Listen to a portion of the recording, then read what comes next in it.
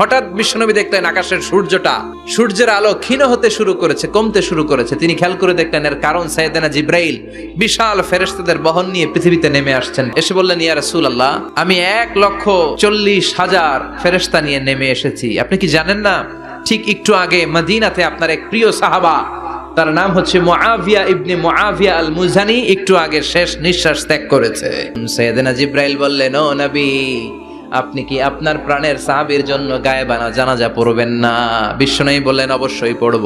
সাহাবীদের মধ্যে ঘোষণা দিলেন, ও সাহাবারা, তোমাদের ভাই মুআবিয়া ইবনে মুআবিয়া আল মুজানি কিছুক্ষণ আগে মদিনাতে ইন্তেকাল করেছে।